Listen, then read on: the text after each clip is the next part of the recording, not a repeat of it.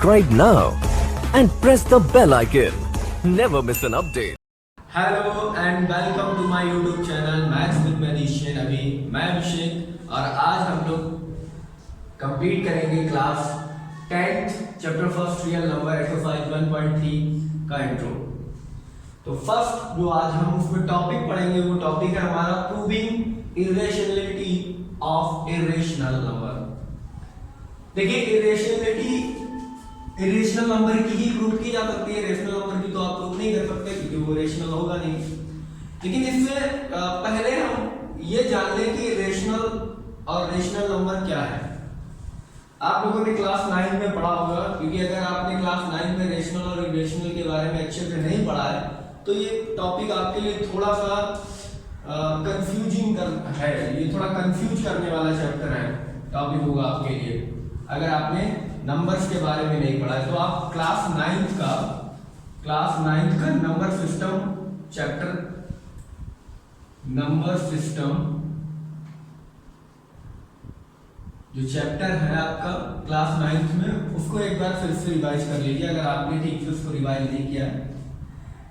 चलिए थोड़ा हम आपको समझा देते हैं कि रियल नंबर्स होते क्या है, रेशनल नंबर क्या होते हैं। तो देखिए सारे नंबर्स जो होते हैं वो होते हैं रियल, और रियल में 2 टाइप्स के नंबर होते हैं जैसा आपको पहले ही बताया गया होगा। एक डेसिमल नंबर विद डेसिमल, ठीक है, नॉट डेसिमल, ठीक है, और एक होते हैं विद डेसिमल। नॉट डेसिमल में जो नंबर होते हैं उसमें आता है हमारा इंटीजर, ठीक है। इंटीजर्स क्या होते हैं? माइनस के सारे नंबर, 0 से लेके प्लस के सारे नंबर्स, ठीक है।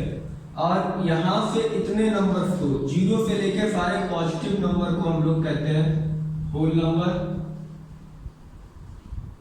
ठीक है। और यहां से 1 से लेके, ठीक है, 1 से लेके सारे नंबर्स को कहते हैं हम नेचुरल नंबर या काउंटिंग नंबर और काउंटिंग नंबर, ठीक है। विद डेसिमल में भी 2 तरीके के नंबर होते हैं। एक हमारे होते हैं टर्मिनेटिंग, एक होता है इसमें नॉन टर्मिनेटिंग और बट रिपीटिंग,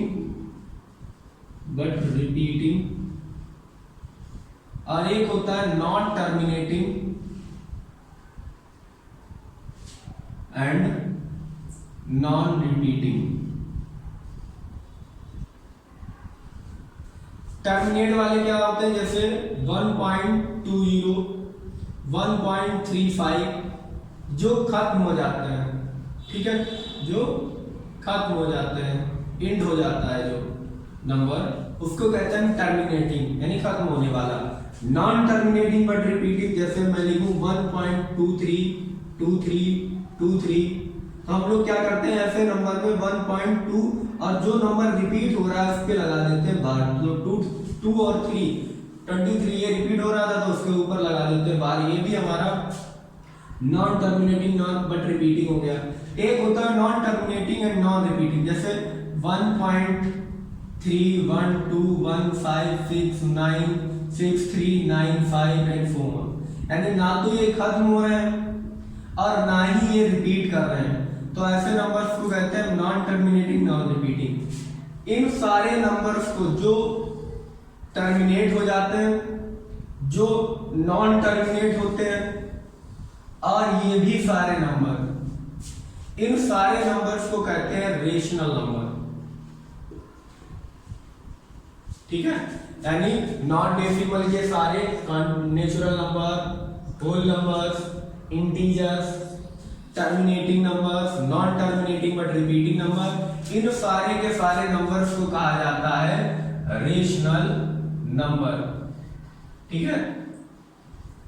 लेकिन जो number non terminating non repeating होते हैं, यानी ना तो खत्म होते हैं और ना ही ये रिपीट करते हैं, ऐसे नंबर्स को हम लोग बोलते हैं इर्रेशनल नंबर, इर्रेशनल नंबर। ठीक है, तो ये सारे आपके नंबर हो गए। आई होप आपको ये समझ में आया होगा। So pause the video and note it down. देखिए, अब वही नंबर्स, हमने रेशनल नंबर्स के बारे में जान लिया, तो उसके बाद हम लोग पहले एक थ्योरम है जिसका यूज हम रेशनल नंबर प्रूव करने में करते हैं। तो देखिए, वो थ्योरम क्या कह रही है, if p is a prime and a be a positive number, ठीक है, if p divides a square then so that p divides a। Clear? तो देखिए, सबसे पहले proof, let p is prime and a be positive number, positive integer, बात वही है, positive integer.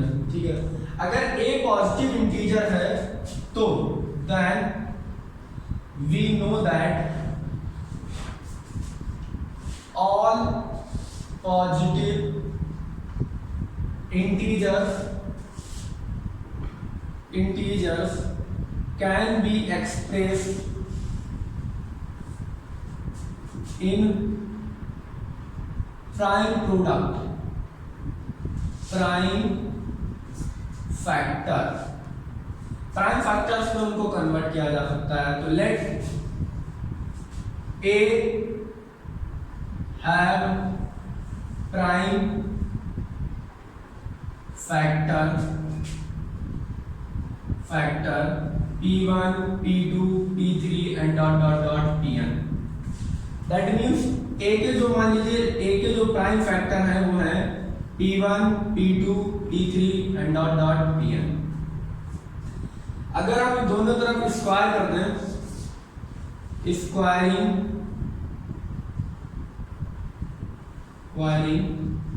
Both sides, तो ये हो जाएगा a square equal to p1 square p2 square p3 square and dot dot dot pn square. आपको समझ में आ रहा होगा ना?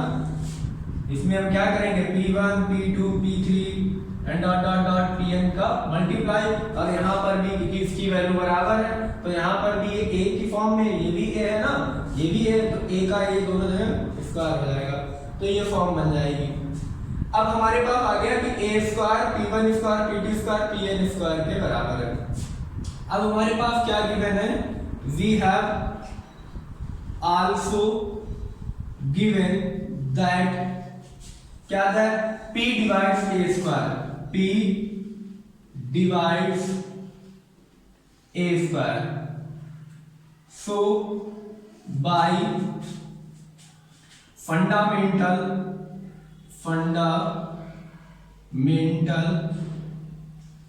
theorem of arithmetic, fundamental theorem of arithmetic क्या कहती है कि p अगर किसी को डिवाइड कर रहा है तो वो उसको प्राइम फैक्टर है। ठीक है, तो p अगर किसी को डिवाइड कर रहा है तो दैट मींस p जो है वो उसका प्राइम फैक्टर है। तो हम यहाँ पर क्या लिखेंगे, बाय द फंडामेंटल थ्योरम ये प्रूव हो गई कि अगर p a स्क्वायर को डिवाइड कर रहा है तो p is the prime factor of a square. So p is prime factor of a square, p is the prime factor of a square. और यहां से ये बात सिद्ध होती है कि p अगर क्या है, p is a prime factor of a square और p is one of the p किसमें से, p किसी इसमें p1 p2 p3 dot dot dot pn में से ही तो एक प्राइम नंबर है, p1 p2 p3 में से p क्या है, एक नंबर है इनमें से। तो p is one of p1 p2 p3 and pn। तो यहां से ये क्या निकल के आता है कि p जो है, p और ये किसके बराबर है, p1 p2 p3 pn, ये a के बराबर है। तो p is prime factor of a square, यहां से ये चीज निकल के आती है, p is prime factor of a, और p is prime factor of a, that means p divide a also. ठीक है, तो ये चीज यहां से कंप्लीट हो गई कि अगर P divides a square then P divides a alpha, ये हमने प्रूव कर दिया। क्लियर है? आपको आई होप समझ में भी आया होगा। इतना अगर आपको नहीं समझ में आया मान लीजिए, तो आप एक छोटी सी बात भी ध्यान रख सकते हैं कि अगर P कोई नंबर है और वो किसी स्क्वायर को डिवाइड कर रहा है, तो मान लीजिए 25 को डिवाइड कर रहा है, ठीक है, P divides 25, clear, which is ये क्या है 5 का स्क्वायर, तो 5 के स्क्वायर को अगर डिवाइड कर रहा है तो P डिवाइड्स 5 आल्फा। कैसे?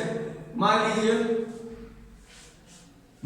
ये 5 है, P क्या है, P 5 है, तभी तो 25 का डिवाइजर, 25 का डिवाइजर क्या होता है 5 1 25, तो 1 से करिए तब भी होगा, 5 से करिए तब भी होगा, 25 ये खुद से होगा तब भी बनाएगा। तो 5 अगर 25 को डिवाइड करता है यानी 5 के स्क्वायर को डिवाइड करता है तो 5 डिवाइड 5 अल्फा 5 को भी डिवाइड करेगा। क्लियर? यही हमारी थ्योरम है कि अगर P किसी a स्क्वायर को डिवाइड करता है तो P डिवाइड्स a अल्फा। आपको समझ में आया कैसे किया? a हमारा क्या है, a हमारा एक इंटीजर था, इंटीजर्स को हम प्राइम फैक्टर में दिखाते हैं, तो P1 P2 P3 इनके प्राइम फैक्टर्स हैं, दोनों की तरफ स्क्वायर कर दिया तो मेरे पास आ गया a square equal to this. We have also given that, ये हमें क्वेश्चन से गिवन था कि P जो है वो हमारा a स्क्वायर को डिवाइड करता है। सो बाय द फंडामेंटल थ्योरम कहती है अगर कोई भी एलिमेंट कोई भी इंटीजर किसी इंटीजर को डिवाइड करता है तो उसका प्राइम फैक्टर है, तो P is the prime factor of a square. अब P क्या है, P is the one of the element of this P1 P2 P3, ठीक है, तो a स्क्वायर इसके बराबर। अब यहाँ पे P अगर इसको डिवाइड करता है तो P इसका प्राइम फैक्टर हो गया और ये है a के बराबर, ये हम यहाँ से लेट किया था, तो यहाँ पे वैल्यू a रख दी तो P डिवाइड्स a आल्सो। हमारी जो थ्योरम्स है वो प्रूव हो गए। तो चलिए, तो अब हम अपनी पहली प्रूविंग करते हैं कि इरेशनल नंबर की। तो पहले आपको अब जो समझना है बहुत ही ध्यान से आपको देखना है, ठीक है, बहुत ही ध्यान से, क्योंकि इसको अगर आपने सीख लिया तो सारे नंबर साफ कर पाएंगे। तो पहले आपके पास पहला क्वेश्चन है कि प्रूव करिए, प्रूव √2 इज इरेशनल। इसको अगर आपने प्रूव कर दिया, सीख गए आप, तो सारे क्वेश्चन आप बड़ी आसानी से कर सकते हो और इसको भी बहुत आसानी से हम लोग करेंगे क्योंकि बहुत ही इजी होता है, ठीक है। तो आपको प्रूव करना है कि √2 इज इरेशनल नंबर। तो देखिए, इसको प्रूव करने का जो तरीका है, इसको प्रूव करने के लिए हम सबसे पहले क्या करेंगे, हम सबसे पहले एजम्पशन जो होगा हमारा वो हम गलत लेंगे, है ना। तो by method of contradiction,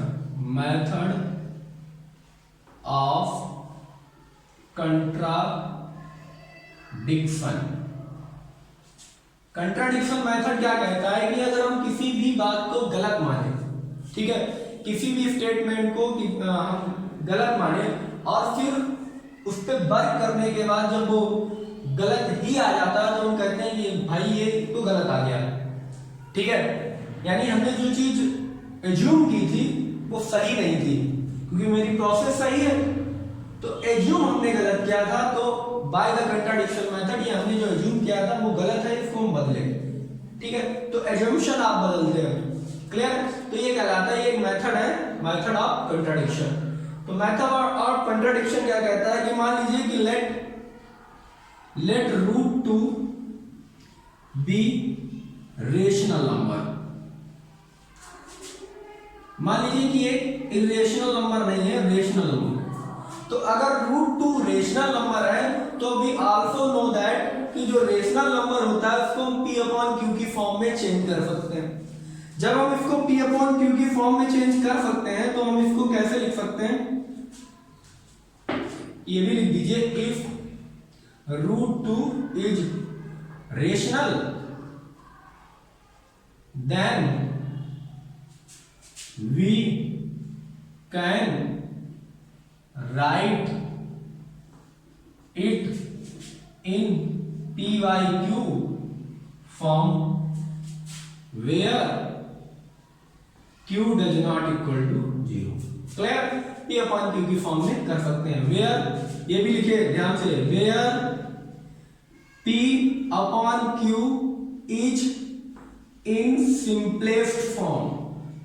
simplest form यानी जो हमारा P अपॉन Q ये होता है, ये सिंपलेस्ट फॉर्म में होता है। P upon Q in the simplest form. Simplest form क्या कहते हैं?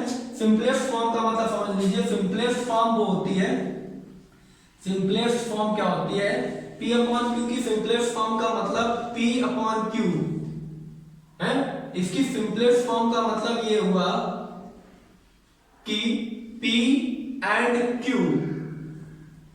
Have HCF 1। P और Q का जो HCF निकले वो 1 निकलना चाहिए, ठीक है। तो देखिए अब हम इसके आगे लिखेंगे P and Q are coprime. P and Q are coprime. आप लोग को प्राइम नंबर के बारे में जानते होंगे। को प्राइम नंबर वही होते हैं जिन दो नंबरों के बीच का HCF 1 होता है, इसीलिए मैंने आपको भी बताया था। That is P and Q have HCF 1। इसका HCF कितना होना चाहिए? इसका HCF जो है वो 1 होना चाहिए, ठीक है। तो अब हम इसको क्या लिखेंगे कि P अपॉन Q जो √2 है, √2 equal to P upon Q। तो ये हो जाएगा √2Q equal to P। Clear? अब हम लिखेंगे स्क्वायरिंग बोथ साइड्स। जब बोथ साइड आप स्क्वायरिंग करेंगे तो ये हो जाएगा 2Q square equal to P square.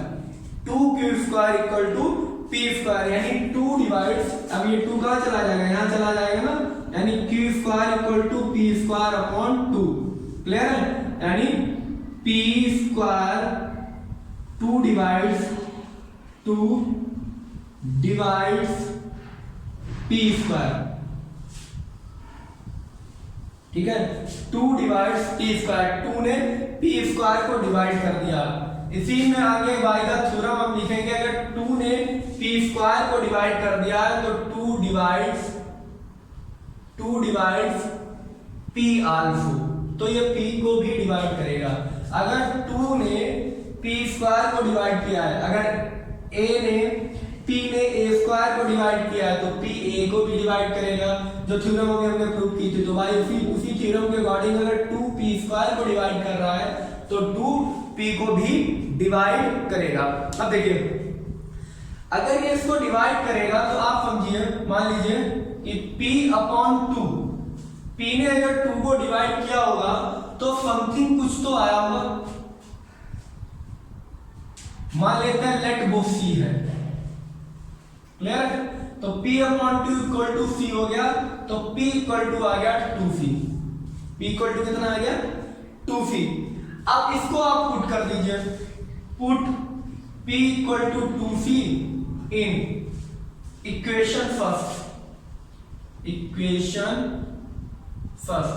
First equation आप देखिए, इसको डाल दीजिए इक्वेशन फर्स्ट, इसको डाल दीजिए, चाहे इसको डाल दीजिए या इसको डाल दीजिए, इसको ज्यादा प्रॉब्लम नहीं होती है। तो इसको अगर आप इक्वेशन फर्स्ट डाल दें तो देखिए 2Q square equal to 2C square. अगर इसको 2C स्क्वायर करेंगे तो 2Q square equal to 4C square.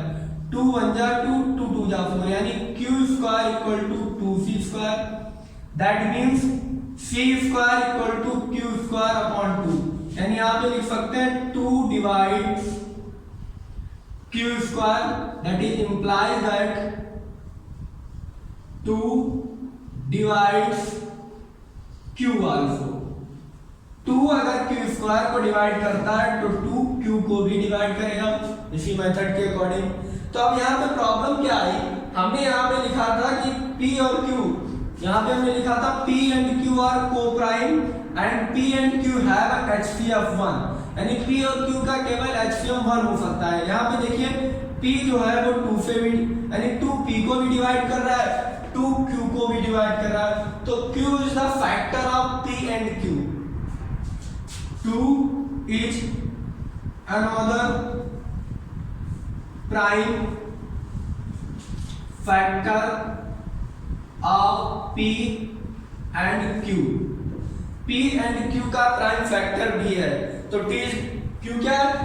2 is the another prime factor of P and Q both, दोनों का है, ठीक है। या आप ये भी लिख सकते हैं 2 is the common factor of P and Q। बात वही है, P is the another prime factor of P and Q except 1 को छोड़कर दूसरा 2 भी एक ऐसा नंबर है, 2 भी है जो दोनों को डिवाइड करता है, ठीक है। तो हम लिखेंगे both, but this contradict the fact, but the contradict fact A and P and Q have only one factor which is 1, ठीक है। इनका केवल और केवल एक ही फैक्टर होना चाहिए था, but the contradict fact P and Q have only one factor, one prime factor भी लिख लिए, one prime factor which is 1, जो 1 होना चाहिए था, ठीक है। लेकिन ऐसा नहीं हुआ, यहाँ पर दूसरा फैक्टर भी आ गया, प्राइम फैक्टर 2, जो इन दोनों को डिवाइड कर रहा है। तो अब हम यहाँ पर लिखेंगे have no common factor other than, तो the contradiction assumes by, तो the contradiction, this contradiction जो हमने कंट्राडिक्ट किया है, जो हमने माना है यहाँ पर वो सही नहीं माना है, यानी हमने गलत मान लिया है। तो the contradiction arise by assuming, the contradiction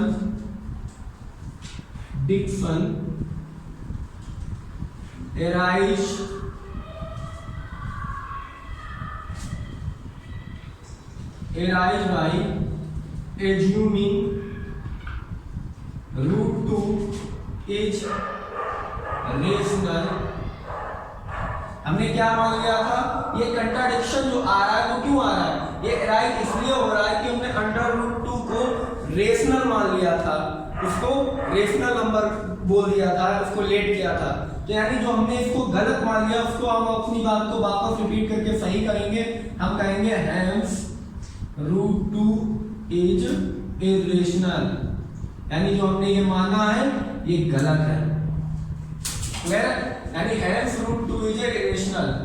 2 divides q square, 2 divides q also, 2 is another prime factor of p and q both, but the contradict fact p and q have only one prime factor which is 1।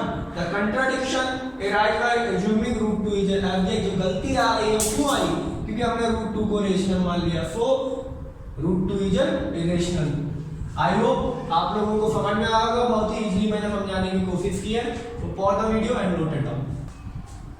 चलिए अब हम लोग देखते हैं जो आपका एमसीईआरटी का example है, एग्जांपल नंबर फर्स्ट, जिसमें इस एक्सरसाइज में इससे पहले जो एग्जांपल दिया गया है उस एग्जांपल में वो नेक्स्ट प्रूव कराया गया है under root 3 is irrational. Prove करिए। जैसे आपने प्रूव किया है कि रूट 2 इरेशनल, वैसे ही प्रूव होता है रूट 6, रूट 3, रूट 7, ठीक है, वैसे ही सारे प्रूव होते हैं।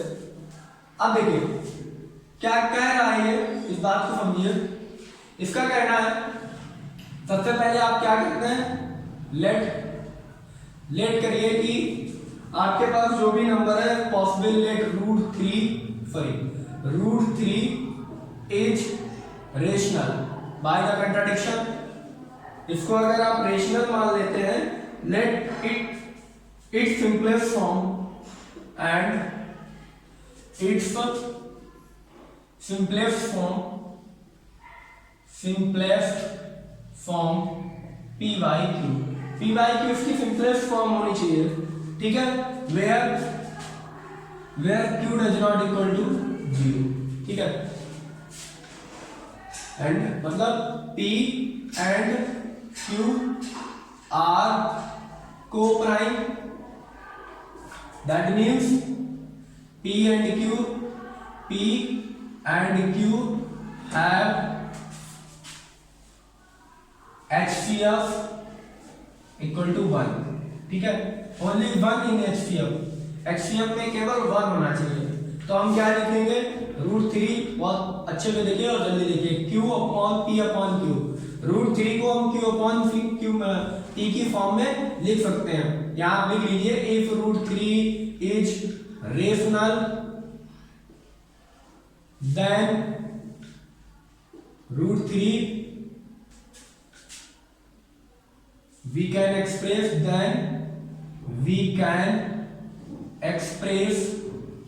√3 in PYQ फॉर्म, ठीक है, PYQ की फॉर्म में आप एक्सप्रेस कर सकते हैं। तो √3 equal to P upon Q, अब ये हो जाएगा √3 Q इक्वल टू P, ठीक है। अब आप लिखेंगे स्क्वायरिंग बोथ साइड्स। जब आप स्क्वायरिंग बोथ साइड करेंगे तो यहाँ पर ये आ जाएगा 3Q square equal to P square, that means Q square equal to P square upon 3। Clear है? इसको आप इक्वेशन फर्स्ट डाल दीजिए। यहाँ आप लिखेंगे 3 divides P square, that is implies that 3 divides P also. अगर ये 3 P स्क्वायर को डिवाइड कर रहा है तो 3 P को भी डिवाइड करेगा, नॉर्मल सी बात है, बाय द थ्योरम, ठीक है। अब इसको आप अगर लिखिए कि अगर P को 3 डिवाइड कर रहा है तो मान लीजिए कुछ C आया होगा, let C is positive integer है कुछ, ठीक है, कोई पॉजिटिव इंटीजर आ गया तो P इक्वल टू क्या आ जाएगा 3 से। Put P equal to 3C in equation first. अब P इक्वल टू 3C आप इक्वेशन फर्स्ट में रख दीजिए, तो देखिए आपके पास क्या आएगा, आपके पास आ जाएगा P Q square equal to क्या था, Q स्क्वायर इक्वल टू, यहां पे लिखिए 3Q square equal to P square, 3Q square equal to P square, और P की वैल्यू कितनी है 3C का होल स्क्वायर, तो ये हो जाएगा 3Q square equal to 9C square, 3 3 या 9, तो Q स्क्वायर इक्वल टू आ गया 3C स्क्वायर, दैट मींस ये हो गया Q square upon 3 equal to C square. अब आप लिखेंगे 3 divides Q square, 3 divides Q square, then implies 3 divides Q also, Q को भी डिवाइड करेगा ये, और अगर ऐसा करता है तो ये गलत हो जाएगा यहाँ पर, दस the common factor of A and B, ठीक है। तो 3 इज द, आप लिखेंगे 3 is common factor of A इन यहाँ P and Q, P and Q का एक कॉमन फैक्टर है, दोनों में क्योंकि डिवाइड कर रहा है, बट बाय द कंट्राडिक्ट भी लिख सकते हैं आप, by the contradict P and Q have only one factor, prime factor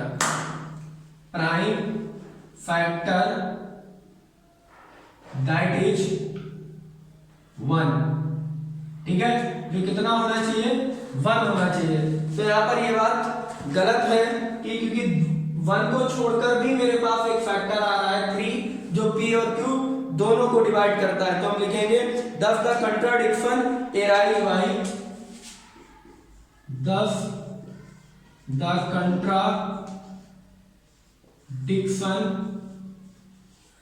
the contradiction arise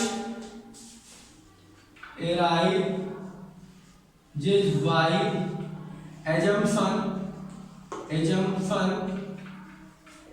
जो हमने एजम्स किया है, एज्यूमिंग की है, ठीक है, एज्यूमिंग ज्यादा अच्छा वर्ड है, assuming is √3, assuming √3 is rational. हमने क्या एज्यूम किया था? हमने कंट्राडिक्शन मेथड से एज्यूम किया था कि √3 जो है वो रेशनल है, तो इसका मतलब ये गलत हो गया, hence √3 is irrational number. I hope आपको समझ में आया हो। इरेशनल नंबर, आपको अगर वीडियो को समझ में आया हो, आपको थोड़ा सा भी मेथड अच्छा लगा हो, क्वेश्चन समझ में आ रहा हो कि कैसे प्रूव किए जाए, तो वीडियो को लाइक करिए, चैनल को सब्सक्राइब करिए और अपने दोस्तों में भी शेयर करिए और वीडियो को पॉज करिए और अपना नोट करिए। अब बात आती है कि इरेशनल नंबर अब कौन कौन से होंगे। जैसे हमने √2 देखा इरेशनल, √3 देखा इरेशनल, है ना बेटा। तो बात ये आती है, क्वेश्चन ये राइज होता है कि सर कौन कौन से नंबर इरेशनल है, कैसे कैसे नंबर इरेशनल होते हैं। तो जितने भी प्राइम नंबर हैं, मान लीजिए p कोई प्राइम नंबर है, इफ, यहाँ पे आप इंपॉर्टेंट लिख लीजिए, if p is prime numbers then √p is irrational.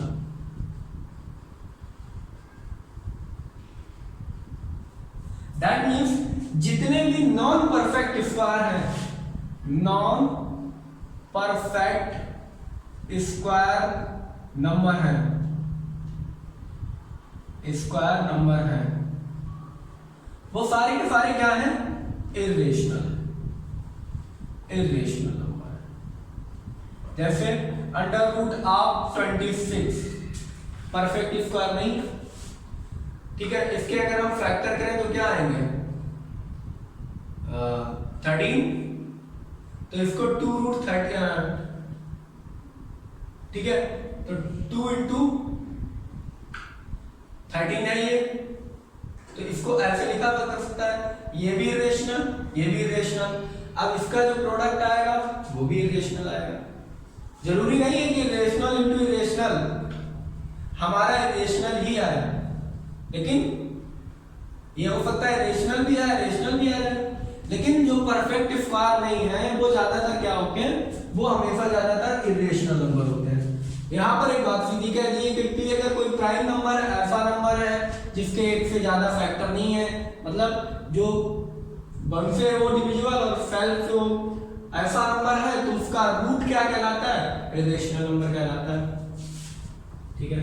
Next अगर हम बात करें कि मान लीजिए a एंड b या p and q, if p is rational and q is irrational.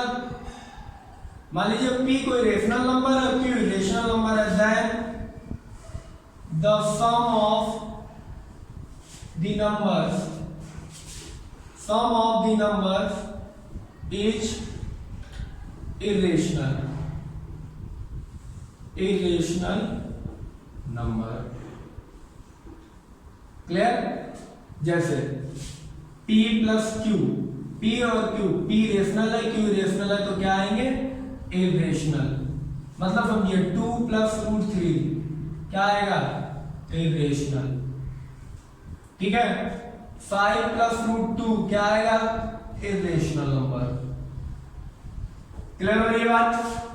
Next, p is a rational and q is irrational, then the difference, है ना, या ऐसे भी लिख सकते हैं, if p is rational and q is irrational, then p minus q is irrational number। Clear. Next, if T is rational, example के लिए आप देख सकते हैं, एग्जाम्पल के लिए आप देख लीजिए 2 माइनस रूट 3 क्या होगा, रेशनल। क्लियर है। If p is a rational and q is irrational number, then p into q is irrational। जैसे एग्जाम्पल के लिए देख लीजिए 2 रूट 3, 5 रूट 2, 3 रूट 6। यहाँ पर 2 क्या है, रेशनल है, रूट 3 क्या है, रेशनल है। दोनों अगर पूरा लिख दें तो इरेशनल नंबर।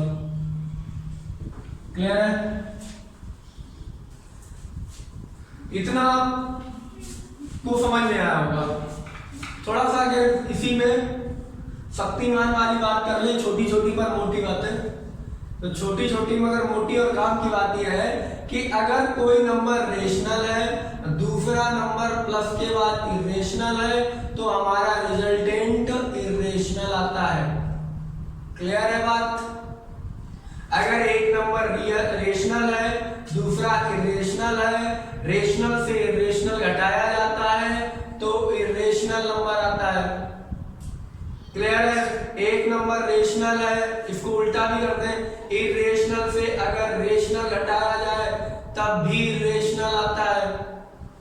प्लस में तो कम्यूटेटिव लॉ फॉलो ही होता है, इरेशनल में चाहे रेशनल जोड़े चाहे रेशनल में रेशनल जोड़े, वो रेशनल ही आता है।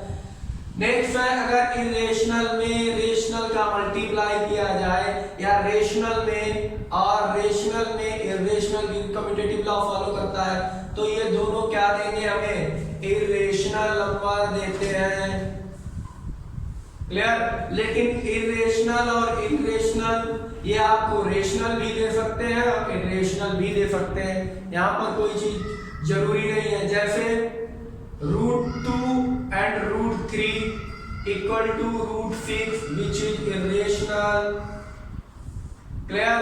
But √3 into √3 both are irrational।